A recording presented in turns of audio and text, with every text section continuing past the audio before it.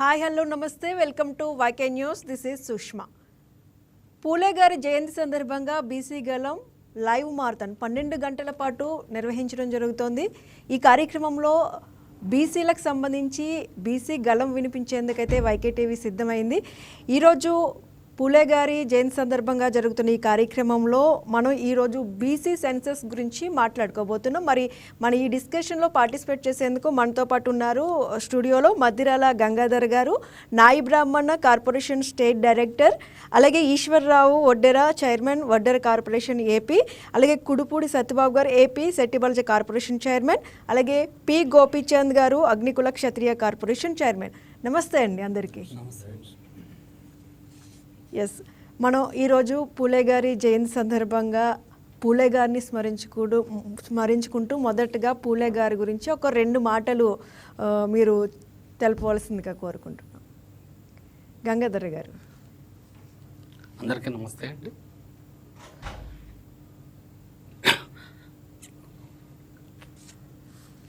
Yes, Eswar Rao గారు. అందరికీ నమస్కారం. ముందుగా బడుగు బలహీన వర్గాల ఆశా దైవం, ఆరాధ్య దైవం, మా యొక్క సంక్షేమానికి పునాది వేసినటువంటి మహనీయులు మహాత్మా జ్యోతిరావు పూలే గారి యొక్క 200 జయంతి వేడుకల సందర్భంగా వైకే ఛానల్ యాజమాన్యం వారు, అలాగే సుష్మా గారు, వీరందరూ కూడా రాష్ట్ర వ్యాప్తంగా బీసీల గలం వినిపించుటకు సంఘ సంస్కరణకర్త అయినటువంటి ఆ మహనీయుడి యొక్క త్యాగాలను స్మరిస్తూ రేపు 12 గంటలు పూలే గారి యొక్క కార్యక్రమాన్ని మా అందరికి కూడా రాష్ట్ర వ్యాప్తంగా కూడా ఆ కార్యక్రమాన్ని నిర్వహిస్తున్నటువంటి వైకే ఛానల్ యాజమాన్యం వారికి, మేడం గారికి అందరికి కూడా మనస్ఫూర్తిగా కృతజ్ఞతలు, అభినందనలు తెలియజేస్తున్నాను. ఎస్, కుడుపూడి సత్యబాబు గారు. నమస్కారం. జ్యోతిరావు పూలే గారి జయంతి 200వ జయంతి సందర్భంగా ఈ వైకే ఛానల్ ప్రత్యేకించి ఈరోజు ఉదయం నుంచి సుమారు 12 గంటల సేపు బీసీల గలం వినిపించే విధంగా రాష్ట్రం అంతా కూడా ఏ ఛానల్ మొదలుపెట్టిన విధంగా ఈరోజు బీసీ గలం మొత్తం రాష్ట్రం అంతా వినిపించేలాగా ఈ కార్యక్రమం పెట్టినందుకు ప్రత్యేకంగా వైకే ఛానల్కి యాజమాన్యానికి ధన్యవాదాలు తెలుపుతూ, జ్యోతిరావు పూలే ఒక సంఘ సంస్కర్త, ప్రత్యేకించి అణగారిన వర్గాలకు విద్య ఎంత అవసరమో 1853లోనే ఆయన అందరికీ కూడా తెలిపి, ప్రత్యేకించి మహిళలకు విద్య అవసరం అని చెప్పి ముందు వాళ్ళ ఇంట్లోనే మొదలవ్వాలని చెప్పి వాళ్ళ సావిత్రి పూలే గారిని ప్రత్యేకించి ఉపాధ్యాయులుగా తయారు చేసి మహిళల పట్ల ఆయనకున్న గౌరవాన్ని చాటుకోవడమే కాకుండా ఈరోజు బీసీలందరూ కూడా సగర్వంగా తలెత్తుకుని తిరిగే స్థాయిలో ఉన్నామంటే ఆ రోజు జ్యోతిరావు గారు పూలే గారు చేసిన గొప్ప విషయాలని చెప్పి మేమందరం కూడా ఈరోజు మీకు చెప్పడం జరుగుతుంది. గోపీచంద్ గారు, పూలే గారి గురించి 2 మాటలు. అందరికీ నమస్కారం. ఈరోజు ఈ కార్యక్రమాన్ని నిర్వహిస్తున్నటువంటి వైకే ఛానల్ వారికి ముందుగా నా కృతజ్ఞతలు, ధన్యవాదాలు తెలియజేస్తున్నాను. అలాగే సామాజిక న్యాయం, ఆ సామాజిక న్యాయం అన్న పదం ఆ రోజుల్లోనే అందరికీ సామాజిక న్యాయం జరగాలి, అందరూ కూడా అన్ని రకాలుగాను అభివృద్ధి పదంలో ఉండాలనే ఉద్దేశంతో ఆ రోజు జ్యోతిరావు పూలే గారు తీసుకున్నటువంటి సంస్కరణలు ఈరోజు ఎంతోమంది ఉన్నతమైనటువంటి స్థాయిలో ఉన్నారంటే దానికి కారణం ఆ రోజు జ్యోతిరావు పూలే గారు తీసుకున్న నిర్ణయం అని చెప్పి సందర్భంగా తెలియజేస్తూ ఆ మహానుభావుడికి 200వ జయంతి నివాళులు అర్పిస్తున్నాం. ఎస్, గంగాధర్ గారు. అందరికీ నమస్తే అండి. బీసీల యొక్క ఆరాధ దైవం మహాత్మా జ్యోతిరావు గారి పూలే. ఎందుకు చెప్తున్నానంటే ఈ మాట, ఈ రాష్ట్రంలో ఉన్నటువంటి బీసీ సామాజిక వర్గ ప్రజల యొక్క మనోభావాలను పరిగణలోకి తీసుకొని వారందరినీ కూడా ఆర్థికంగా, రాజకీయంగా, సామాజికంగా సమాజంలో తగినటువంటి గుర్తింపు ఉండాలని పనిచేస్తున్నటువంటి పార్టీ తెలుగుదేశం పార్టీ. మరియు ఈరోజు బీసీల యొక్క సమస్యలు కానీ, బీసీల యొక్క అభివృద్ధి సంక్షేమే ధ్యేయంగా మరియు బీసీ గలం వినిపించాలి సమాజంలోని మరి వైకే ఛానల్లో మరి ఇలాంటి కార్యక్రమం మహాత్మా జ్యోతిరావు పూలే గారి యొక్క ఆశయాలకు అనుగుణంగా వైకే ఛానల్లో మరి ఈ విధంగా చేయటం అనేది ముందుగా ప్రజలందరికీ మరి ఈ ఛానల్ వారికి కూడా ధన్యవాదాలు తెలియజేస్తున్నాను. ఎస్ ఈశ్వర్రావు గారు, అంటే మనం సెన్సస్ గురించి ఈరోజు మనం మాట్లాడుకుంటున్నాం. ప్రభుత్వం క్యాష్ సెన్సస్ చేయడానికి ముందుకు రావడం ఇది బీసీల అభివృద్ధికి గేమ్ చేంజర్ అనుకోవచ్చా? గేమ్ చేంజరే మేడం. ఎలా అంటే మీకు గతంలో తీసుకుంటే జనగణన అంటే ప్రతి 10 సంవత్సరాలకు ఒకసారి జనాభా లెక్కలు అధ్యయనం చేసేది జనగణన. ఆ జనగణనతో పాటే కులగణన అనేది కులాల లెక్కలు కాదు మేడం, కులాల యొక్క తలల లెక్కలు కూడా కాదు. ఆయా సామాజిక వర్గాల స్థితిగతులు, ఆయా సామాజిక వర్గాల సమీకరణలు, వాటన్నిటిని అధ్యయనం చేయటమే కులగణన. అంటే పూర్వం ఉద్యమకారులు మా బీసీలందరూ కూడా బ్రిటిష్ పరిపాలనలో సుమారు 1881 నుండి 1931 వరకు అప్పుడు జనగణన కులగణన జరిగేవి. దాని ద్వారా బీసీల యొక్క స్థితిగతులు, బీసీల యొక్క ఆర్థిక పరిస్థితులు ఆయా ప్రభుత్వాలకు తెలిసే విధంగా అదొక చట్టబద్ధత కల్పించినటువంటి విషయం. దానిని ఏదైతే మరలా జనగణనతో పాటు కులగణన చేస్తేనే మా సామాజిక వర్గాలకు బీసీలందరికీ కూడా మేలు జరుగుతుందనే ఆశయంతోనే బీసీ ఉద్యమకారులందరూ కూడా పోరాటాలు చేయటం, అది బీసీల యొక్క ఆశయం. అది మీరు ఆ విషయంగా గమనిస్తే 2011 టైంలో కాంగ్రెస్ ప్రభుత్వం చేస్తానన్నది చేశామన్నది ఆ నివేదిక చూపించాల, మోసం చేసింది. మరి మొన్న కరోనా టైంలో బీజేపీ ప్రభుత్వం తీసుకున్న నిర్ణయాన్ని కరోనా ఇబ్బందుల వల్ల చేయలేకపోయింది. ఇప్పుడు నరేంద్ర మోడీ గారు వాస్తవానికి ఆయన ఒక బీసీ నేత. మరి ఎన్డీఏ కూటమిలో తెలుగుదేశం పార్టీ మా ప్రభుత్వం కూడా క్రియాశీలకంగా ఉంది. ఇక్కడ చంద్రబాబు నాయుడు గారు విజనరీ కలిగిన లీడర్, బీసీల పక్షపాతి చంద్రబాబు నాయుడు గారు. ఎందుకంటే తెలుగుదేశం పార్టీ ఆవిర్భావంతోనే బీసీలకు రాజ్యాధికారం అనేది ఏర్పడింది. బీసీల కుల వృత్తులని ప్రోత్సహిస్తూ బీసీ కుల వృత్తుల్లో జరుగుతున్నటువంటి కార్మికులకు ఇబ్బంది జరగకూడదని చంద్రబాబు నాయుడు గారు చంద్రన్న బీమా అనే సంక్షేమ పథకాన్ని 2014-19లో అమలు పరిచారు. మీకు ఆ సంక్షేమ పథకం ద్వారా ఎంతో వేల మంది, లక్షల మంది మా కార్మికులకి ఆ పథకం పనులు చేసే రంగాల్లో ఉన్న వారికి చాలా ఉపయోగపడ్డది. అలాగే మా యువగలం అధినేత నారా లోకేష్ గారు, ఆయన ఆయా సామాజిక వర్గాలకి ఒక లీడర్షిప్ అనేది ఉండాలి అని ప్రతి కులానికి ఒక సాధికారత కమిటీలు నిర్ణయం చేసి ఆ సాధికారత అధ్యక్షుల్ని, డైరెక్టర్ని ఆ సామాజిక వర్గంలోకి పంపించి కులాల్లో ఎదుర్కొన్నటువంటి సమస్యల్ని, స్థితిగతులన్నిటినీ కూడా లోకేష్ బాబు గారు గతంలో ప్రతిపక్ష నాయకుడిగా యువగలం పాదయాత్రలో స్వయంగా బీసీల కష్టాలు, బాధలు, సమస్యలు చూశాడు. కాబట్టి లోకేష్ గారి ఆలోచన నుంచి పుట్టిందే బీసీ రక్షణ చట్టం. బీసీ రక్షణ చట్టం ద్వారా మా సామాజిక వర్గాల్లో గతంలో వైసీపీ అధికారంలో ఉన్నప్పుడు బీసీల మీద దాడులు జరిగాయి. బీసీల కుల వృత్తులు లాక్కున్నారు, బీసీలను హత్యలు చేశారు, బీసీలను అనరాని మాట్లాడినారు. వేదిక మీద ఉన్న మాలాంటి బీసీ నాయకులు అందరి మీద కూడా కేసులు కట్టారు. ఇలాంటి సంఘటనలు జరగకూడదు, తెలుగుదేశం పార్టీకి పునాది వెన్నెముక బీసీలన్న ఆశయంతోనే లోకేష్ బాబు గారు ఈ బీసీ రక్షణ చట్టానికి ఒక అధ్యయనం చేస్తున్నారు. దానికి కూడా మా బీసీ మంత్రివర్యులు సవితమ్మ గారు, కొల్లు రవీంద్ర గారు, అచ్చెన్నాయుడు గారు, పార్థసారథి గారు, అనగాని సత్యప్రసాద్ గారు, అనేక మంది బీసీ మంత్రులు, ప్రిన్సిపల్ సెక్రటరీస్తో చంద్రబాబు నాయుడు గారు ఒక కమిటీ వేశారు. ఆ కమిటీ ద్వారా అతి త్వరలోనే బీసీ రక్షణ చట్టాన్ని బీసీలకు ఒక ఆయుధంలా ఇస్తున్నారనేది వాస్తవం. అంటే మీకు తెలుగుదేశం పార్టీ అన్న నందమూరి తారక రామారావు గారు పార్టీ పెట్టినాకే బీసీలకంటూ ఒక రిజర్వేషన్ వచ్చింది, బీసీలకంటూ ఒక రాజ్యాధికారం వచ్చింది. సుమారు సర్పంచులకు కావచ్చు, ఎంపీపీలకు కావచ్చు, జెడ్పీటీసీలకు కావచ్చు, ఎమ్మెల్యేలుగా, ఎంపీలుగా ఈ రోజు మా బీసీలు ఉన్నారంటే అన్న నందమూరి తారక రామారావు గారు. ఆయన తర్వాత ఆయన ఆశయ సాధకుడు, ఆంధ్రప్రదేశ్ రాష్ట్రాన్ని వెలుగులతో నింపినటువంటి నాయకుడు చంద్రబాబు నాయుడు గారు. మరి చంద్రబాబు నాయుడు గారి టైంలోనే చంద్రన్న బీమా వచ్చింది. చంద్రబాబు నాయుడు గారి టైంలో మొట్టమొదటిగా కుల కార్పొరేషన్లు, ఫెడరేషన్లు ఏర్పాటు చేశారు. వాటిని మరలా కార్పొరేషన్లు చేశారు, నిధులు ఇచ్చారు, కుల వృత్తులను కాపాడారు.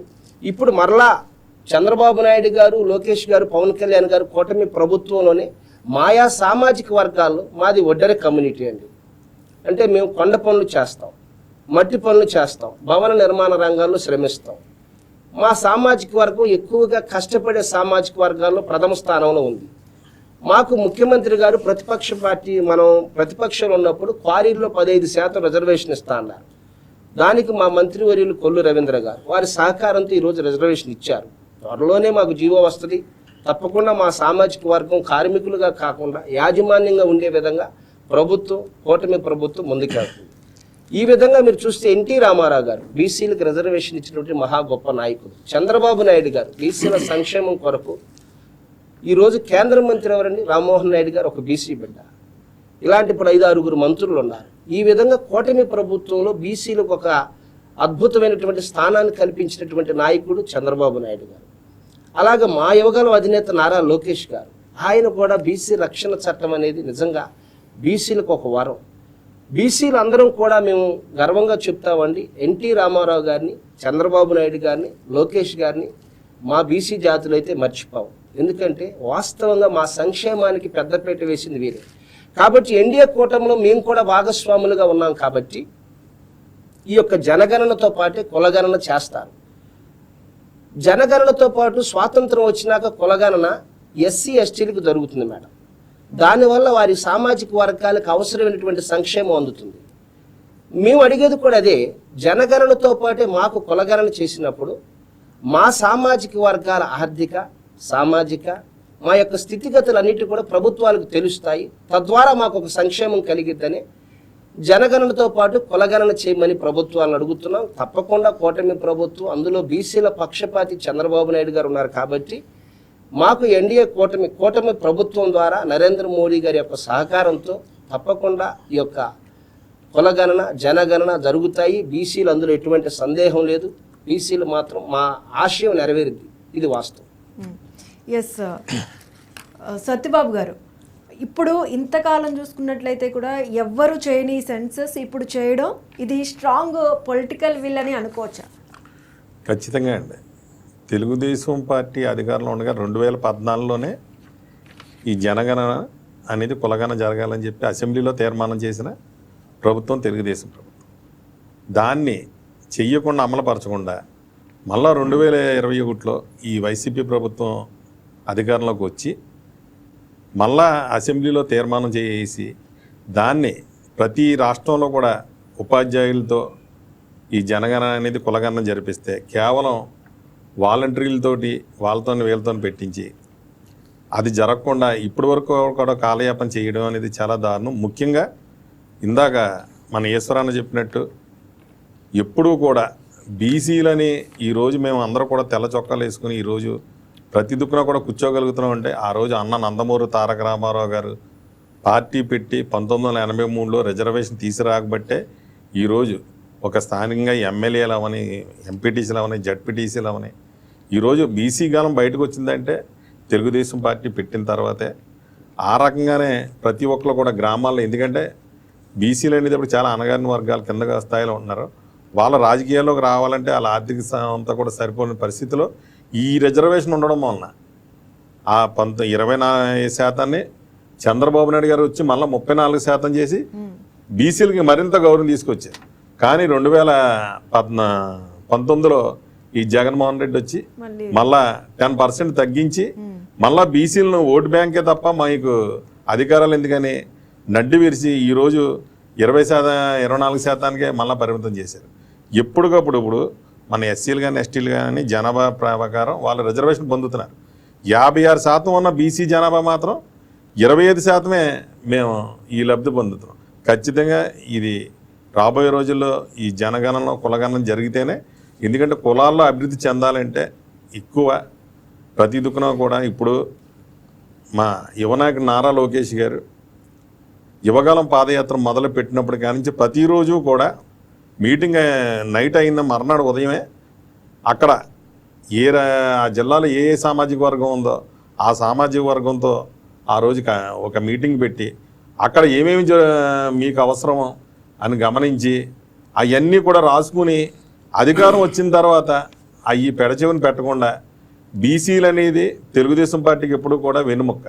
వాటిని మర్చిపోకుండా, ఉదాహరణకి ఇప్పుడు అన్నట్టు ఈ వడ్డీలు అందరూ కూడా ఈ కోరీలో మొన్న వీళ్ళకి రిజర్వేషన్ ఇచ్చినట్టు, అలాగే గీత కార్మికులకు కూడా మొన్న 10% మద్యం షాపుల్లో కూడా, ఎందుకంటే ఒక్కో కులం ఒక్కో వృత్తి ఉన్నట్టు, అలాగే సెట్టుబలిజా, గౌడ, శ్రీసేన యాతగిడిగా గీత కార్మికులు వీళ్ళ కళ్ళు తీసే వృత్తిగా నుంచి వాళ్ళకి కళ్ళు తగ్గిపోతున్న టైంలో వీళ్ళకి మద్యం షాపులో రిజర్వేషన్ ఇస్తే బాగుంటుందని మేము ఇవ్వగలను పాదయాత్రలు చెప్పినప్పుడు మన కొల్లు రవీంద్ర గారు అప్పుడు బీసీ ప్రెసిడెంట్గా ఉన్నప్పుడు వారి దృష్టిలో కూడా పెట్టినప్పుడు అన్ని కులాల వారీగా ఆయన కూడా మీటింగ్లు పెట్టినప్పుడు ఈ 10% రిజర్వేషన్ కూడా ఇవ్వడం జరిగింది. అంటే బీసీలకు ఎప్పుడూ కూడా తెలుగుదేశం పార్టీ కట్టుబడి ఉందనడానికి ఇదొక నిదర్శనం. మాటలు చెప్పడం వేరు, పనులు చేయడం వేరు. ఏదన్నా ఈరోజు ఒక సాధికార కమిటీ కన్వీనర్లు అంటే చిన్న విషయం కాదు. ప్రతిపక్షంలో మేము ఉన్నప్పుడు మేమందరం కూడా సాధికార కమిటీ అంటే ఆ యొక్క మీ కులాల్లో ఏ ఇబ్బందులు ఉన్నాయని చెప్పి మమ్మల్ని కన్వీనర్లుగా వేసి ఆ కిందకి స్థాయిలోకి వెళ్ళి మీకు ఏమేం కావాలో తీసుకొస్తే వాటిని ఇప్పుడు ఒక్కోటి తపతపాలుగా పూర్తి చేస్తున్నందుకు మా ఎన్డీఏ ప్రభుత్వం తరఫున, అలాగే ముఖ్యంగా మాతో పాటు, ఎందుకంటే ఆయనతో పాటు మేము కూడా చాలా దూరం నడిచాం యువకాలంలో పాదయాత్రలో, ఆయన కూడా మాకు ఈ ఉంది కాబట్టి ఒక్కొక్కటి పూర్తి చేస్తున్నందుకు మా లోకేష్ గారు కూడా మేము ప్రత్యేక ధన్యవాదాలు తెలుపుతూ, ఖచ్చితంగా ఈ కులగణన జనగణన అనేది చాలా ఇంపార్టెంట్. ఇప్పుడు అది కూడా జరుగుతున్నందుకు తక్షణమే అవి కూడా చేస్తే, ఎందుకంటే చాలామంది ఇబ్బంది పడుతున్నాం, అనుకున్న స్థాయిలో అవకాశాలు రావట్లేదు. ప్రతి ఒక్కరు కూడా ఈ విద్య అనేది చాలా ఇంపార్టెంట్. ఆ విద్య మీద ప్రత్యేకించి కూడా ఈ శ్రద్ధ చూపించడం వలన ఈ ఎన్డీఏ ప్రభుత్వం మాకు రాబోయే రోజుల్లో ప్రతి కులానికి, అంటే ఒక్కొక్క కులానికి కాదు, 56 సాధికార కమిటీ కన్వీనర్లతో పాటు ఎంబీసీలకు కూడా మంచి జరిగే విధంగా ఎన్డీఏ ప్రభుత్వం ఒక పక్కా ప్రణాళికగా ముందుకు వెళ్తుంది. గోపి గారు, అంటే ఇప్పుడు మనం చూసుకున్నట్లయితే డేటా లేకుండా పాలసీ ఇంపాసిబుల్. అయితే ఈ సెన్సస్ ఆ గ్యాప్ని ఫిల్ చేస్తుందా? డెఫినెట్గా అండి. ఏదైనా ఒక ప్రణాళికాబద్ధంగా జరిగినప్పుడు అది మంచి ఫలితాలను ఇస్తుంది. ఇప్పుడు చంద్రబాబు గారు ఏ నిర్ణయం తీసుకున్నా కూడా విస్తృత ప్రయోజనాలతోటి నిర్ణయం తీసుకుంటారు. దానివలన ఎక్కువ మేలు జరగాలన్న ఉద్దేశంతో నిర్ణయం తీసుకుంటారు. ఇంతకుముందు అంటే జగన్మోహన్ రెడ్డి గవర్నమెంట్లో ఏదో వాలంటీర్లు పెట్టి చేద్దామని చెప్పి చూశాడు. అలా కాదు, ఇందాక మిత్రుడు చెప్పినట్టు, అంటే జనాభా లెక్కలంటే తలకాయలు లెక్క పెట్టడం కాకుండా వాళ్ళ స్థితిగతుల్ని, అంటే సంపూర్ణంగా వాళ్ళని ప్రతి ఒక్కటి కూడా వాళ్ళ స్థితిగతులను తెలుసుకుని, వాళ్ళు ఏ పరిస్థితిలో ఉన్నారు, ఎలా ఉన్నారని చెప్పి తెలుసుకుని అలా చేసినప్పుడు మాత్రమే వాళ్ళ అభివృద్ధి సాధ్యం అవుతుంది. అలాగే అల్పసంఖ్యాక వర్గాలు ఉన్నాయి, ఈ బీసీ కులాల్లోనే తక్కువ జనాభా కలిగిన కులాలు ఉన్నాయి.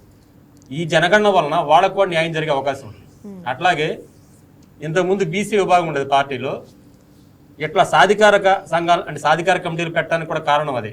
అంటే ప్రతి కులానికి కూడా ఒక సాధికార కమిటీ ఉంటే ఇంకా విస్తృతంగా వాళ్ళలోకి వెళ్ళి వాళ్ళ స్థితిగతులు ఏంటి, వాళ్ళు ఏమి ఇబ్బందులు పడుతున్నారు అనేది ప్రతి ఒక్కరిని కూడా మనం తెలుసుకోవడానికి అవకాశం ఉండదన్న ఉద్దేశంతో, అన్ని కులాలకి ప్రాతినిధ్యం దక్కాలన్న ఉద్దేశంతో ఈ సాధికార కమిటీలు పెట్టడం కానీ, దానికి కన్వీనర్లు వేయటం కానీ, దాని ద్వారా బీసీ డిక్లరేషన్లో కూడా ఆ సాధికార కమిటీలు ఏ అయితే నిర్ణయాలు తీసుకున్నాయో, అంటే వాళ్ళ కింద వాళ్ళ జనాలు ఎలాంటి ఇబ్బందులు పడుతున్నారు అవన్నీ తెలుసుకుని అది పైకి తెలియజేయడం బట్టి ఆ డిక్లరేషన్లు ఇవన్నీ కూడా పొందుపరిచి దాన్ని బీసీ సప్లాన్ ఏర్పాటు చేయడం కానీ ఇవన్నీ చేయడం జరిగింది.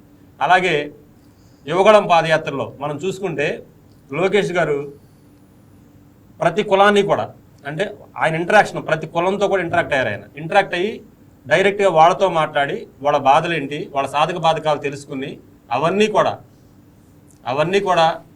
ఆయన దృష్టిలో పెట్టుకుని వాటి మీద కూడా పెద్ద స్థాయిలో చర్చ జరిపి దాన్ని కూడా ఆ రోజు డిక్లరేషన్లో పొందుపరచడం జరిగింది. దాని ద్వారా అందరికీ సామాజిక న్యాయం జరిగే అవకాశం ఉంటుందని చెప్పి సందర్భంగా తెలియజేస్తాం. ఎస్, గంగాధర్ గారు, బీసీలకు నిజమైన న్యాయం చేయాలంటే ఫస్ట్ స్టెప్ డేటా అయినా కంపల్సరిగా అండి. ఎందుకంటే కూటమి ప్రభుత్వం ఆలోచన ఒకటే, కులగణన జనగణన జరిగితే ఏ కులంలో ఎంతమంది ఉన్నారు, వాళ్ళు చేసేటువంటి వృత్తి ఏంటి, వాళ్ళ స్థితిగతులు ఏంటి, తద్వారా మా యొక్క నాయి బ్రాహ్మణ సామాజిక వర్గం ఉంది. ఈ రాష్ట్రంలో నాయి బ్రాహ్మణులు ఏ వృత్తుల మీద ఆధారపడి వారు జీవనం సాగిస్తున్నారు, ప్లస్ వీళ్ళ జనాభా ఎంతమంది అనే విషయం పూర్తిగా తెలుస్తుంది. తద్వారా ప్రభుత్వం అందించేటువంటి అభివృద్ధి సంక్షేమ పథకాలని కులాల వారీగా ఆ కులం యొక్క స్థితిగతుల్ని పరిగణలోకి తీసుకొని ప్రభుత్వం వీరికి ఏ విధంగా మనం చేయూతనిస్తే సమాజంలో తగినటువంటి గుర్తింపు ఉంటుంది ఈ సామాజిక వర్గానికి అని తెలుస్తుంది. మొట్టమొదటిసారిగా తెలుగుదేశం ప్రభుత్వం అంటేనే డాక్టర్ బిఆర్ అంబేద్కర్ యొక్క ఆలోచనకి అనుగుణంగా, మహాత్మా జ్యోతిరావు పూలే గారి యొక్క ఆశయాలకి అనుగుణంగా, బాబు జగజ్జీవన్ గారి యొక్క ఆశయాలకు అనుగుణంగా పనిచేస్తుంది.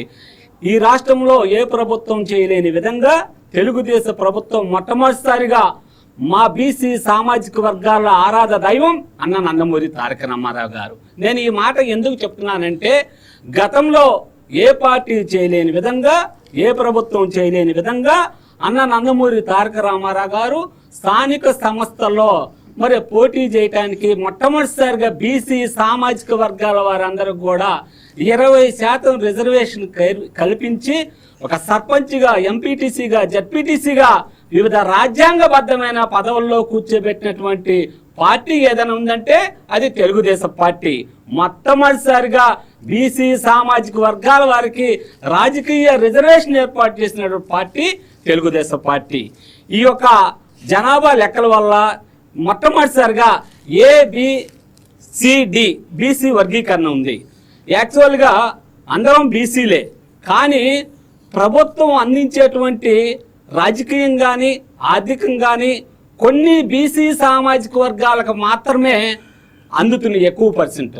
కానీ తెలుగుదేశం కూటమి ప్రభుత్వం ఏంటంటే బీసీలందరిని కూడా పరిగణలోకి తీసుకొని వారి యొక్క జనాభా తామస్ ప్రకారం రాజకీయ రిజర్వేషను ABCD ఏ గ్రూపుకి సంబంధించిన వాళ్ళకి మనం సర్పంచ్లు ఎన్ని ఇవ్వాలి, జడ్పీటీసీలు ఏంది, ఎంపీటీసీలు ఏంది, వార్డు మెంబర్స్ ఏంది, వాళ్ళ జనాభా ప్రకారం. మరి అదేవిధంగా ఇంకో క్యాస్ట్ ఉంటుంది. బీసీలు అందరూ ఉన్నటువంటి కాలనీలో కూడా బీసీ అనగానే కొన్ని కులాలు మాత్రమే ముందుకు వస్తున్నాయి, కొందరికి మాత్రమే లబ్ధి చేకూరుతుంది. అలా కాదు, బీసీలు అందరికీ న్యాయం జరగాలి అనే ఉద్దేశంతోనే తెలుగుదేశం కూటమి ప్రభుత్వం పనిచేస్తుంది. ముఖ్యంగా గత వైఎస్ఆర్సీపీ ప్రభుత్వంలో మీరు చూసాం, మరి బీసీలు అంటేనే తెలుగుదేశం పార్టీ అంటే బీసీలు అంటే బ్యాక్వర్డ్ క్లాసెస్ కాదు, that is a back bone అని నిరూపించిన పార్టీ తెలుగుదేశం పార్టీ. బీసీలు ఎక్కువ పర్సెంట్ తెలుగుదేశం పార్టీ వైపు ఉన్నారని ఆ రోజు వైఎస్ జగన్మోహన్ రెడ్డి గారు మరి 34% 24% కుదించడం వల్ల ఈ రాష్ట్రంలో ఉన్నటువంటి సుమారు 16,500 మంది మరి రాజ్యాంగబద్ధమైనటువంటి పదవులు పోటీ చేసే అవకాశం కోల్పోయారంటే జగన్మోహన్ రెడ్డి ఏ విధంగా బీసీలను చూస్తున్నారో మీ అందరూ కూడా గమనించాలి.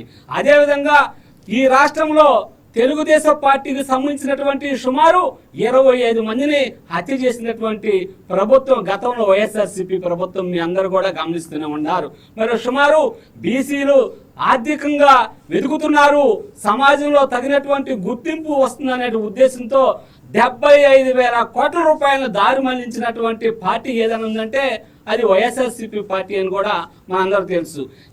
ఏదైనప్పటికీ నారా చంద్రబాబు నాయుడు గారు ఆశయం ఒకటే, కులాలకి, మతాలకి, వర్గాలకి, పార్టీలకి అతీతంగా భావితరాల భవిష్యత్తుకి మరి బీసీ సామాజిక వర్గాన్ని సమాజంలో తగినటువంటి గుర్తింపు ఉండాలనే ఉద్దేశంతోనే కేంద్ర ప్రభుత్వంతో మాట్లాడి మరి మన రాష్ట్రంలో కులగణన కానీ జనగణన చేసి జనాభా తామస్ ప్రకారం ప్రభుత్వం అందించేటువంటి ఏ సంక్షేమైన అభివృద్ధి ఫలాలైనా అందాలనే ఉద్దేశంతోనే ఈరోజు ఈ రాష్ట్రంలో పకడ్బందంగా మరి కులగణన జనగణన జరుగుతుందంటే అది కూటమి ప్రభుత్వానికి కూడా మేము ధన్యవాదాలు తెలియజేస్తున్నాం.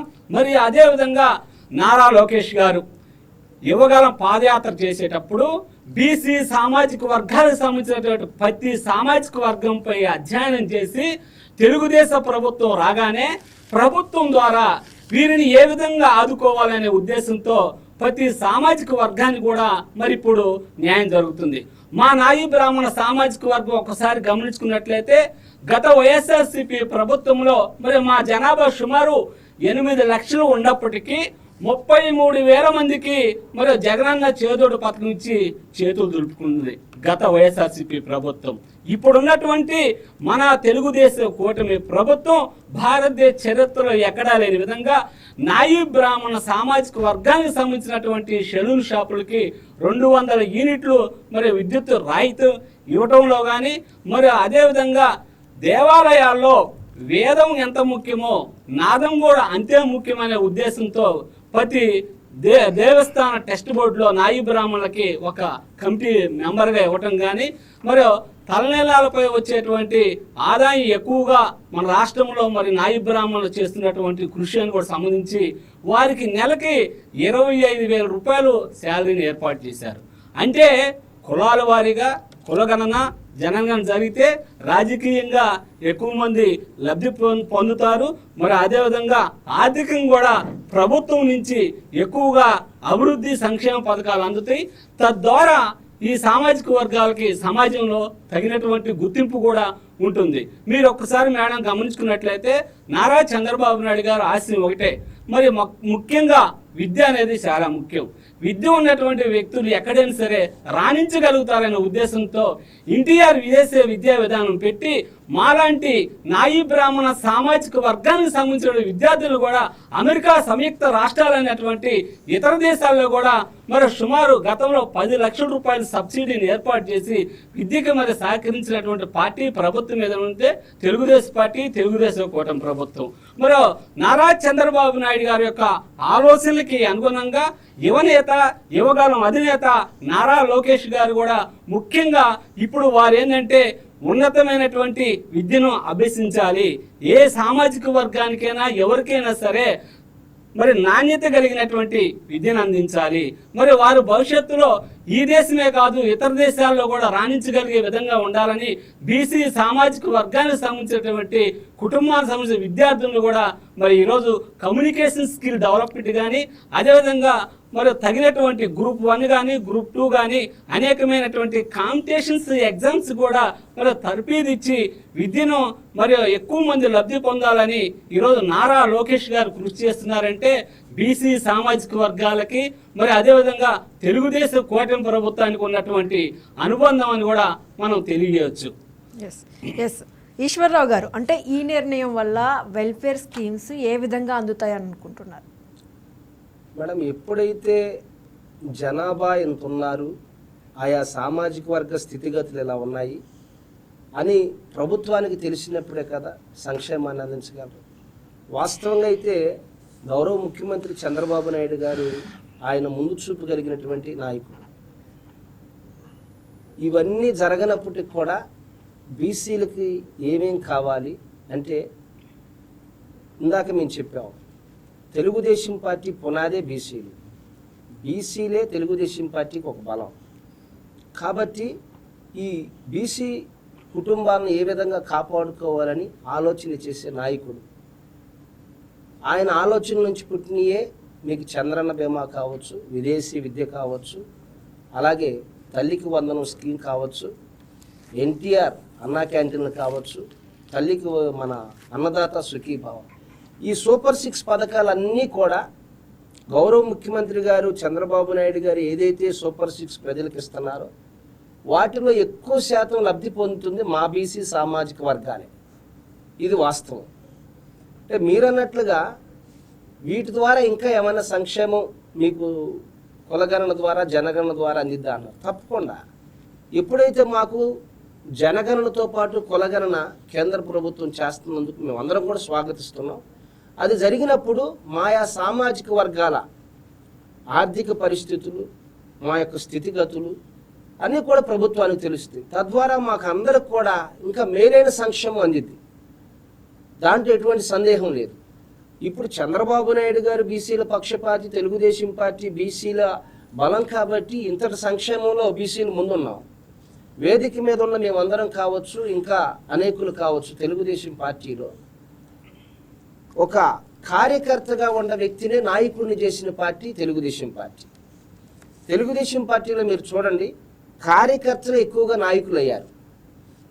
లేదు, బీసీ కులాల్లో సామాజిక వర్గాల్లో పనిచేసినటువంటి వ్యక్తుల్ని, వాళ్ళలో మంచి ఆలోచనలు, సిద్ధాంతాలు, ఉద్యమతత్వం ఉన్నటువంటి నాయకుల్ని తీసుకొచ్చి పార్టీ నాయకులుగా తీర్చిదిద్దింది.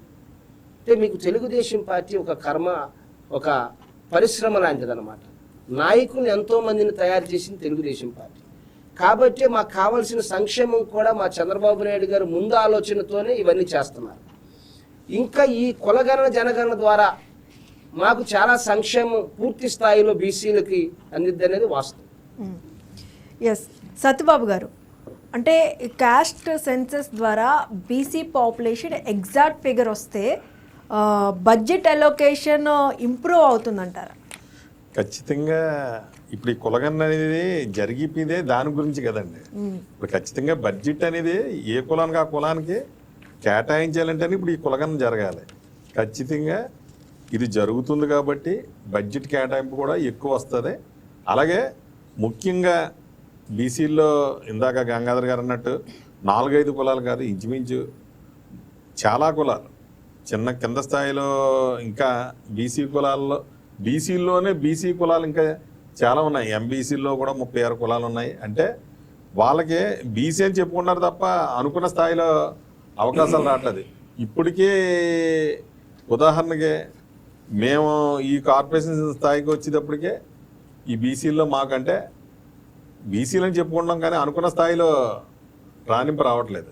దానికి కారణం ఈ జనాభా ఇంతమంది ఉన్నారని ఆయా పార్టీలకి తెలియకపోవడం. రేపు ఈ కులగన్న అనేది జరిగితే ఖచ్చితంగా అన్ని పార్టీల్లో ఈ బడ్జెట్తో పాటు ముఖ్యంగా ఆయా సామాజిక వర్గాలకే ఖచ్చితంగా ఈ సీట్ల కేటాయింపులో కూడా, ఎందుకంటే రాబోయే రోజుల్లో ప్రతి ఒక్కరు కూడా, ఎందుకంటే ఇప్పటికే ఎప్పుడు అసెంబ్లీలో కాలు పెట్టలేని కులాలన్నింటినీ కూడా ఒక రజిక కానీ అలాగే వడ్డెర కానీ ఇలాగా నాయి బ్రాహ్మణులు కానీ చాలామందికి అవకాశం లేకపోయినా ఎమ్మెల్సీలు కూడా ఇచ్చి చట్టసభల్లో అడుగుపెట్టించిన ఘనత ఒక తెలుగుదేశం పార్టీది. ఖచ్చితంగా మేము కూడా ఎప్పుడూ కూడా, ఎందుకంటే నేను 32 సంవత్సరాల నుంచి తెలుగుదేశం పార్టీలో ఉన్నాను. నేను మొదలెట్టిన ఒక సామాన్య కార్యకర్తని. కార్యకర్త స్థాయి నుంచి ఈరోజు రాష్ట్ర కార్పొరేషన్ చైర్మన్గా ఎదిగిదేయాలంటే ఇందాక అన్న ఈశ్వరరావు అన్నట్టు ఒక కార్యకర్తని తయారు చేసి వాళ్ళే నాయకులుగా అవ్వాలంటే ఒక తెలుగుదేశం పార్టీలోనే సాధ్యం. ఎందుకంటే ఇది అన్న నందమూరి తారక రామారావు గారు ఆ రోజు బీసీలకు వెన్నుముక్కగా ఉండాలని చెప్పి ఈ పార్టీ స్థాపించారు. దాన్ని ఎక్కడా కూడా, అంటే ఇప్పటి వరకు చూసుకుంటే అంచనాల మీదే పాలసీలు చేశారు. ఇప్పుడు శాస్త్రీయ ప్రణాళిక సాధ్యమవుతుందంటారు? ఖచ్చితంగా అవుతుందండి. ఎందుకంటే ఈ తెలుగుదేశం పార్టీలో ఇందాక మనం అనుకున్నట్టు చంద్రబాబు నాయుడు గారు ప్రతిదీ కూడా ఒకే 20-25 సంవత్సరాల ముందుగా ఆలోచించే గొప్ప నాయకుడు ఉండడం ఈ రాష్ట్రానికే గొప్ప వరం. ఎందుకంటే మనం గత ప్రభుత్వంలో చూసాం, వైసీపీ ప్రభుత్వంలో 12 లక్షల కోట్లు అప్పులు చేసి వెళ్ళిపోతే కనీసం గవర్నమెంట్ ఉద్యోగస్తులకి జీతాలు ఇవ్వలేని పరిస్థితి నుంచి ఈరోజు 1వ తారీఖు నాడు మనం మాట ఇవ్వకపోయినా మేము 3,000 నుంచి 4,000 రూపాయలు శాంక్షన్ చేసి, ఎందుకంటే రేట్లు పెరుగుతున్నాయి. సామాన్య కార్యకర్తలు చాలా ఈ కింద స్థాయిలో ఉన్న వాళ్ళు చాలామంది ఇబ్బంది పడుతున్నారు. అలాంటి వాళ్ళందరినీ కుటుంబంలో ఈ పెన్షన్ స్కీమ్ అనేది ఆ రోజు నందమూరి తారక రామారావు గారు పెట్టిన ఆ పెన్షన్ని తపతపాలుగా పెంచుకుంటూ 4,000 రూపాయలు చేయడమే కాకుండా ఒక ఇంట్లో ఒక హ్యాండిక్యాప్టీలు ఉంటే ఎంత ఇబ్బంది పడతారో కూడా మనం అందరూ కూడా చూసాం. అలాంటి వ్యక్తికి 3,000 నుంచి 6,000 రూపాయలు పెన్షన్ చేసి వాళ్ళకి ఆర్థిక భరోసా కల్పించడమే కాకుండా ఒక మంచం మీద ఒక వ్యక్తి లెగలేని మనిషి ఉంటే ఆ ఇంటికి ప్రత్యేకించి 1వ తారీఖు పొద్దున్నే 15,000 రూపాయలు పంపిస్తున్నారంటే అది ఒక తెలుగుదేశం పార్టీలో. ఎందుకంటే ఆర్థిక సంక్షేమం పక్కన ఉన్న ఎక్కడా కూడా సంక్షేమం ఆపకుండా ముందుకు తీసుకెళ్తున్న ఏకైక ప్రభుత్వం. అలాగే మీరు అన్నట్టు రేపు రాబోయే రోజులు ఈ కులగణన జరిగితే ఖచ్చితంగా మా కులానికి కూడా ఎక్కువ కేటాయింపులు వస్తాయని, దానికోసమే ఎప్పటి నుంచో మేము కులగణన జనగణనలో కులగణన జరపాలని ప్రత్యేకించి, ఎందుకంటే మీరు గతంలో కూడా చూడండి, ఏ కోర్టుకి వెళ్ళినా, హైకోర్టుకి వెళ్ళినా, సుప్రీంకోర్టుకి వెళ్ళినా వాళ్ళు ఎప్పుడూ కూడా ఈ జనగణన అనేది ఖచ్చితంగా జరపాలని వాళ్ళు కూడా కోర్టులు కూడా సానుకూలంగా తీర్పు ఇచ్చాయి తప్ప ఎక్కడా కూడా ఈ కులగణన ఆపండి అని చెప్పి ఎక్కడా కూడా ఏ కోర్టు కానీ ఏ కమిషన్ కానీ ఇంచుమించు 256 కమిషన్లు పడినా వాళ్ళు కూడా సానుకూలంగా కొనగణన జరపాలని చెప్పి ఇచ్చారంటే ప్రతి ఒక్కరు కూడా ఇది కోరుకుంటున్నారు. మొత్తం యావత్ దేశం అంతా కూడా ఈ కులగణన జరిపితే, ఎందుకంటే ఆయా కమ్యూనిటీల్లో చాలా ఇబ్బందులు ఎదుర్కొంటున్నారు కింద స్థాయిలో. వాళ్ళందరికీ కూడా మంచి రోజులు రావాలంటే ఈ కులగణన అనేది ఎప్పుడు జరుగుతుంది అని ఆలోచించుంటే ఈరోజు ఆ మంచి తరుణం వచ్చింది. జ్యోతిరావు పూలే గారు ఏ అయితే ఆశయ సాధనాలతో ఉన్నారో దాన్ని ముందుకు తీసుకెళ్లే విధంగా ఆయనది 200వ పుట్టినరోజు రేపు జరుపుకుంటాం కాబట్టి బీసీలకు మరింత మంచి ఇది జరగాలని చెప్పి ఇంకా ఈ కూటమి ప్రభుత్వం, ఎందుకంటే మేము చాలా కష్టపడ్డాం. మేము 5 సంవత్సరాల్లో కూడా ప్రతిదీ కూడా చూసాం, దగ్గర ఉన్నాం. కనీసం రోడ్డు మీద నుంచోలేని పరిస్థితిలో మా యువనాయకుడు నారా లోకేష్ గారు కుప్పంలో మొదలెట్టే బంగారుపాలెం దగ్గరికి వచ్చేటప్పటికి కనీసం ఆయన మాట్లాడే మైక్ కూడా కాదు, ఆయన నుంచున్న మైక్ కూడా తీసుకెళ్ళిపోతే నడి రోడ్డు మీద ఒక నిచ్చెన మీద నుంచుని ఒక చిన్న మైక్తో మాట్లాడి ఆ రోజున్న పరిస్థితులు అలాంటి దాని నుంచి ఈరోజు ఎంతో స్వేచ్ఛగా బతుకుతున్నాం. అదే బీసీల్లో చాలామందిని ఈ వైసీపీ ప్రభుత్వం ఎంతో దారుణంగా కిరాతకంగా కూడా చంపారు. అలాంటి వాళ్ళని కూడా చూసి ఈరోజు బీసీ బిడ్డ అయితే చాలు, ఖచ్చితంగా ఆయనకి ఎంత అవకాశాలు ఉన్నా అంత అవకాశం కూడా చేస్తాను ఏకైక ప్రభుత్వం. ఎందుకంటే ఇది నిజం కాబట్టి మేము చెప్తున్నాం. ఎందుకంటే మా కళ్ళతో చూసాం ఎంతమందికి మేము ఈ మధ్యకాలంలో ఈ బీసీలకి ఎన్ని రకాలుగా ప్రతి రకంగా, ఎందుకంటే ఒక్కో కులానికి ఒక్కో విధంగా సామాజిక వర్గాల్లో ఏమేమి పని చేస్తున్నారో ఆ రకంగా ప్రభుత్వం ఎంతవరకు ఉపయోగపడాలో అంతవరకు ఉపయోగపడుతున్నందుకు మేము ప్రత్యేకించి, ఎందుకంటే దీనికి మేమే సాక్షి కార్పొరేషన్ చైర్మన్లుగా సుమారు ఇంచుమించు ఇప్పుడు 34 మంది 35 మంది ఆయా కులాల కార్పొరేషన్ చైర్మన్లుగా ఉండి ఏ సమస్య పట్టుకెళ్ళినా ముందు ఆర్థిక బడ్జెట్ ఉన్నా సరే దాన్ని ఏదోలాగా అధిగమించి మేము సాయం చేయగలుగుతుందంటే అది కేవలం బీసీ కులాల మీద ఉన్న చిత్తశుద్ధి అని మేము సగర్వంగా చెప్పుకోగలుగుతున్నాం ఈ పార్టీలో. ఎస్ గోపిచంద్ గారు, అంటే బీసీలకు పొలిటికల్ వాయిస్ పెరగడానికి ఈ సెన్సస్ హెల్ప్ చేస్తుందంటారా? అలాగే ఇది ఈక్వాలిటీకి ఒక స్ట్రాంగ్ స్టెప్ అనుకోవచ్చా? అంటే రాబోయే 5-10 సంవత్సరాల్లో క్యాస్ట్ సెన్సస్ వల్ల బీసీల పరిస్థితి ఎలా మారుతుందంటే ఏం చెప్తారు? శాస్త్రీయంగా జరిగితే కనుక ఇది ప్రతి ఒక్కరికి అవకాశాలు దక్కుతాయి. అంటే ప్రతి ఒక్క అంటే అల్పసంఖ్యాకంగా ఉన్న ప్రతి ఒక్క వర్గానికి అందరికీ కూడా అవకాశాలు దక్కుతాయి. ఇక్కడ మా అగ్నికుల క్షత్రియ తీసుకుంటే దాంట్లో అంటే మామూలు గవర్నమెంట్ లెక్కలో 5 లక్షలు అంటారు, కానీ మేము 15-20 లక్షలు అంటాం. అట్లాగే అంటే వాస్తవానికి అక్కడ రికార్డెడ్గా ఉన్నదానికి చాలా తేడా వ్యత్యాసం ఉంది. దానివల్ల ఏమవుతుందంటే నష్టపోతున్నాం. అంటే జనాభా దామాషా ప్రకారం జరగట్లేదు. ఇప్పుడు జ్యోతిరావు పూలే గారు దేనికోసమైతే ఆయన పోరాటం చేశారు అంటే అంతరాలు తగ్గించాలి, సమాజంలో అంతరాలు తగ్గించాలి. అది ఆర్థిక అంతరాలు కావచ్చు, సామాజికంగా ఆర్థికంగా ఏ రకంగానైనా కూడా అంతరాలు తగ్గించినప్పుడు సామాజిక న్యాయం అనేది సాధ్యం అవుద్ది. ఇలా ఈ సెన్సెక్స్ ద్వారా శాస్త్రీయంగా జరిగితే కనుక ప్రతి ఒక్కరికి అవకాశాలు తగ్గుతాయి. ఇప్పుడు తెలుగుదేశం పార్టీని తీసుకుంటే మా అగ్నికుల క్షత్రియ సామాజిక వర్గాల నుంచి ఆ రోజుల్లో ఎన్టీ రామారావు గారు నడుకుదుటి నరసింహారావు గారికి అవకాశం ఇచ్చారు. అవకాశం ఇవ్వడమే కాదు, ఆయన ఎమ్మెల్యే గెలవగానే మంత్రి పదవి కూడా ఇచ్చారు. అంటే మా అగ్నికుల క్షత్రియ సామాజిక వర్గానికి ఆ రోజుల్లో ఎమ్మెల్యే సీట్ ఇచ్చి మంత్రిగా చేయటువంటి సామాన్యమైన విషయం కాదు. ఆ తర్వాత ఇప్పుడు అంటే కొల్లు రవీంద్ర గారు మాంగారు ఆయన, ఇప్పుడు మళ్ళీ కొల్లు రవీంద్ర గారికి 2014లో రవీంద్ర గారికి మళ్ళీ మంత్రి పదవి ఇవ్వటం, అలాగే ఇప్పుడు మంత్రివర్గం తీసుకోవటం, ఇలా చూసుకుంటే అంటే రాజకీయంగా మాకంటూ ఒక అవకాశం వచ్చింది. అంటే కొంతవరకు సామాజిక న్యాయం జరిగిందని చెప్పుకోవచ్చు. అట్లాగే ఇక ముందు అంటే జనాభా దామాషా ప్రకారం జరిగితే ఇంకెక్కువ అవకాశాలు వస్తాయి మాకు. ఇప్పుడు ఈ కార్పొరేషన్ ఉంది, ఇంతకుముందు మత్స్యకార కార్పొరేషన్ అని ఉండేది. ఆ మత్స్యకార కార్పొరేషన్ అనేది వృత్తికి సంబంధించింది. అది ఆ వృత్తిని అన్ని కులాల వాళ్ళు చేస్తారు. అంటే అన్ని కులాల వాళ్ళు మత్స్యకారులు ఉంటారు, అందరికీ సంబంధించిన విషయం అది. కానీ అగ్నికుల క్షత్రియులు అందరూ కూడా మత్స్యకారులు కాదు. దాంతో ఏమైందంటే అగ్నికుల క్షత్రియ సామాజిక వర్గానికి అంటే చేతి వృత్తులు చేసుకునే సామాజిక వర్గం వాళ్ళకి సరే న్యాయం జరిగేది కాదు. ఇప్పుడు దాంతో మాకు ఇవ్వటం వల్ల, మా కార్పొరేషన్ ఇవ్వడం వల్ల, ప్రత్యేకమైన కార్పొరేషన్ ఇవ్వడం వలన దానివల్ల ఏమవుద్దంటే ఇటు అప్లాండ్స్లో ఉన్న వాళ్ళు కానీ ఇటు అంటే పట్టణ ప్రాంతాల్లో ఉన్న వాళ్ళకి అందరికీ న్యాయం జరిగే రేపు ఆదరణ పథకం ఆదరణ 3.0 అంటున్నారు. అది వచ్చిందనుకోండి ఎక్కువ మంది చేతి వృత్తులదారుకి లబ్ధి చేకూరుద్ది. అంటే సముద్ర తీర ప్రాంతాల వాళ్ళకి కాకుండా ఇటువైపు అంటే ఇప్పుడు ఆటో నగర్లో మెజారిటీ పీపుల్ మా కమ్యూనిటీ ఉంటుంది. విజయవాడ ఆటో నగర్లో, ఆసియాలోనే అతిపెద్ద ఆటో నగర్లో మా కమ్యూనిటీ ఎక్కువ మంది చేతి వృత్తుల్లో ఉంటారు. వాళ్ళంతా కూడా వాళ్ళకి ఇంతకుముందు న్యాయం జరిగేది కాదు. అంటే తీర ప్రాంతాల్లో వాళ్ళకి వలలు బోట్లు అవి ఇచ్చేవాళ్ళు, కానీ చేతి వృత్తుల వాళ్ళకి న్యాయం జరిగేది కాదు ఇక్కడ ఉండే వాళ్ళకి. ఇప్పుడు మా కార్పొరేషన్ ఇవ్వబట్టి ఏమవుతుందంటే ఇక్కడ ఉన్న వాళ్ళకి అంటే చేతి వృత్తుల్లో ఉన్న వాళ్ళకి అంటే అన్ని రంగాల్లో ఉన్న వాళ్ళకి అంటే బంగారు పని చేసే వాళ్ళు ఉన్నారు, అలాగే వడ్రంగి పని చేసేవాళ్ళు ఉన్నారు, టాపీ పని చేసేవాళ్ళు ఉన్నారు, బ్లాక్ స్మిత్ అంటే అన్ని రకాల పనులు చేసేవాళ్ళు ఉన్నారు. వాళ్ళందరికీ కూడా న్యాయం జరగడానికి అవకాశం ఉంది. అదే అంటే ఇంకా కూడా ఇట్లా జనాభా దామాషా ప్రకారం కనుక చూసుకుంటే సెన్సెక్స్ జరిగితే ఎక్కువ ఫండ్స్ రావడానికి కూడా అవకాశం ఉంటుంది. ఎక్కువ మందికి అవకాశాలు కల్పించడానికి అవకాశం ఉంటుంది. రాజకీయంగా ఉంటుంది, అలాగే ఇట్లా సామాజికంగా, రాజకీయంగా, ఆర్థికంగా కూడా అభివృద్ధి చెందడానికి అవకాశం ఎక్కువ ఉంటుంది. ఎస్, ఫైనల్గా చెప్పండి సార్, గంగాధర్ గారు, ఫ్యూచర్లో గవర్నమెంట్కి ఇది పర్మనెంట్ డేటా బ్యాక్ బోన్ అవుతుందని అనుకోవచ్చా? కంపల్సరీ అవుతుందండి.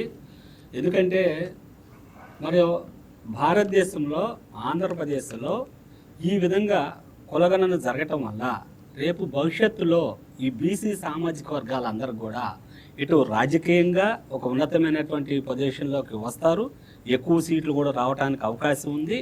మరి అదేవిధంగా కూడా బీసీ సామాజిక వర్గాల వారికి పర్ఫెక్ట్గా ఏబిసిడి, ఏ అంటే ఏఏబిసి కులాలు వస్తాయి. ఈ కులాలకి జనాభా తామాష ప్రకారం మరి ప్రభుత్వం కేటాయించేటువంటి సంక్షేమ ఫలాలు కానీ, అభివృద్ధి పథకాలు కానీ అందటంలో కూడా చాలా ఉపయోగపడుతుంది ఈ కులగణన, జనగణన. మరి మీరు ఒక్కసారి గమనించుకున్నట్లయితే కులగణన, జనగణన ఒక్కసారి మనం పరిశీలనలో తీసుకున్నట్లయితే రాష్ట్ర జనాభాలో 55% ఉన్నటువంటి బీసీ సామాజిక వర్గాల వారికి బీసీలకి బీసీ కమిటీలో వేయటం కాదు, బీసీలో కూడా నాయకత్వ లక్షణాలు ఉన్నటువంటి, లీడర్షిప్ క్వాలిటీస్ ఉన్నటువంటి నాయకుల్ని మెయిన్ కమిటీలో వేయాలి, మెయిన్ బాడీలో వేయాలి అనేటువంటి ఆశయంతో పనిచేస్తున్నటువంటి యువ నాయకుడు నారా లోకేష్ గారు. బీసీలకి బీసీ పదవులు ఇవ్వటం కాదు, ఇదే బీసీలు కూడా Telugu Desam party state main committee కానీ, జిల్లా కమిటీ కానీ, మండల కమిటీ కానీ, క్లస్టర్ కానీ, యూనిట్ కానీ, గ్రామ పార్టీ కానీ వివిధ పదవుల్లో బీసీ సామాజిక వర్గాల్ని వెయ్యాలి. వేస్తున్నటువంటి పార్టీ కూడా, నియమించిన పార్టీ, వేయబోయే పార్టీ కూడా తెలుగుదేశం పార్టీ. జగన్మోహన్ రెడ్డి గారిని ఒకసారి మీరు గమనించుకున్నట్లయితే మరి ఈ రాష్ట్రంలో యూనివర్సిటీలో సుమారు 16 యూనివర్సిటీలు ఉంటే మరి ఒకే రెడ్డి సామాజిక వర్గానికి సంబంధించిన వారిని ఎంతమందిని చేశారు? మరి ఇప్పుడు తెలుగుదేశం పార్టీ మీరు గమనించుకున్నట్లయితే మరి సుమారు వైస్ ఛాన్సలర్స్ మరి 16 మంది ఉంటే 12 మంది బీసీ సామాజిక వర్గాల వారే ఉన్నారు. అదేవిధంగా మంత్రివర్గంలో కూడా ఎక్కువ మంది బీసీ సామాజిక వర్గం వారే ఉంటారు. చంద్రబాబు నాయుడు గారి, లోకేష్ గారు కానీ వారి ఆశయం ఒకటే, తెలుగుదేశం పార్టీ అంటే డాక్టర్ బిఆర్ అంబేద్కర్, బాబు జగజ్జీరావు, మరి మహాత్మా జ్యోతిరావు పూలే గారి యొక్క ఆశయాలకి అనుగుణంగా మరి కులాలకి, మతాలకి, వర్గాలకి, పార్టీలకి అతీతంగా సమాజంలో బీసీ సామాజిక వర్గాల వారికి తగినటువంటి గుర్తింపు ఉండాలి, ప్రాధాన్యత ఉండాలని పనిచేసేటువంటి పార్టీ తెలుగుదేశం పార్టీ.